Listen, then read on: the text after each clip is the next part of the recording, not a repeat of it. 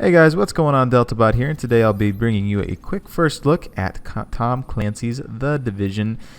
The map, first thing, is a pretty good size. It's probably about 2.5 miles across, a mile and a half tall, with the dark zone dead center in the middle.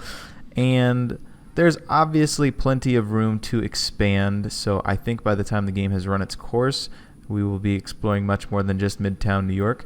The dark zone is pretty good size itself. It's probably about a quarter of the map size, and there is plenty of things to do on the map, from the main story missions to the side missions, each of which giving you different resources to spend at your base of operations. And they also give you blueprints for the crafting system.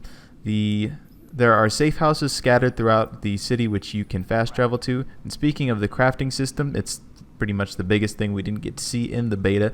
It's actually pretty expansive. You can get a lot of different blueprints for each different type of weapon, armor, anything like that. And you can even use components you find in the world to break them down and get, parts to build new weapons out of. And you can even sacrifice parts to build better parts. And most of the time you will be finding your parts like this, going into electronic stores or garages and opening boxes and finding your parts that you need to craft. Now, I must say, one of the coolest things about this game is the scenery.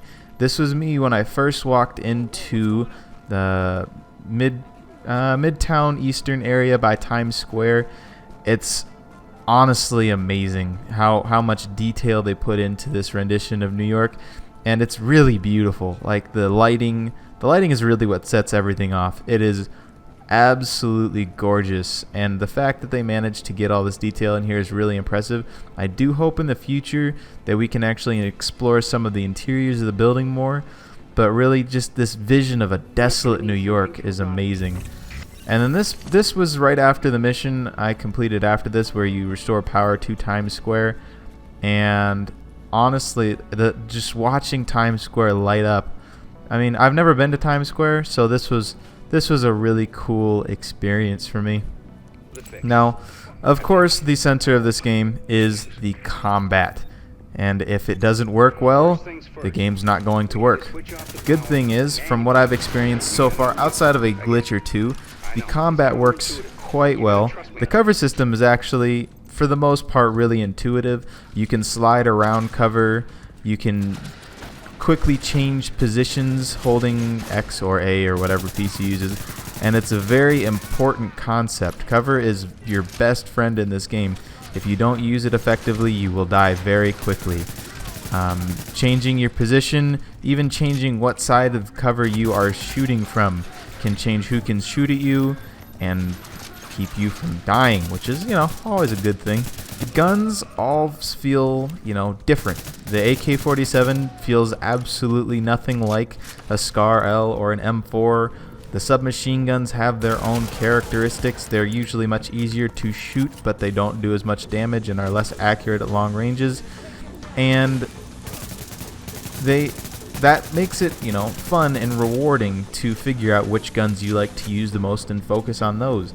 Prioritizing your targets is also very important, because if you've got somebody flanking you, you're gonna die really quickly. So changing position, prioritizing targets, and making sure you stay alive is very important. Switching your guns based on your situation is also very important. I was running solo for most of my time playing, and that meant I had to budget my ammo very carefully, otherwise I would run out and I would die. So using the weapons you have available to you is very important. Using the blind fire mechanic is also a very important concept. It can definitely save your life. It leaves you less likely to be shot, and it can even stagger your enemies so you can actually lean out from cover and shoot them accurately. Now, like I said earlier, the submachine guns tend to be very effective at close range. At longer ranges, they get more inaccurate, harder to aim with, and they don't do as much damage. So I really appreciate how different each of the weapons really feel. And then, of course, we come to what is the center, literally, of the game, the dark zone. It's very different from the beta. The closed beta, it felt like it was way too easy to get good weapons within the first 15 minutes without having to kill any player killers, rogue agents, or really do a lot of hunting. I'd gotten probably 4 or 5 really good weapons. In the open beta, it was the opposite of that. I'd hunt for forever, and it would be very difficult to find even the most basic attachments. They hit a pretty good balance here. It's not super difficult to find weapons or attachments, but I was gonna go save that guy. Forgot about that. But it's really hard to keep them because the NPCs are way harder than they were in the beta. They are way more difficult to kill. They do a ton of damage, and I've only died twice, and I've played the game for 11 hours. I've died twice from rogue agents. I've killed probably 14 or 15. That's my favorite new toy. The Seeker Mine is it's so awesome. But the NPCs will rip you a new one. So, I mean, overall, as first impressions go, it's a pretty good one. I've really enjoyed the game, and I'm going to be playing much more of it. You'll see a lot more content on the channel. So make sure you leave a like or a dislike depending on what you thought of the video. If you do dislike it, make sure you let me know in the comment section below what I can do to improve. Subscribe if you want more, and I will see you all in the next video. What's going on down here? Oh, there's a person below me. Oh! You kind of completely missed, but it was cute. Oh, more people want to come up the stairs. Hello.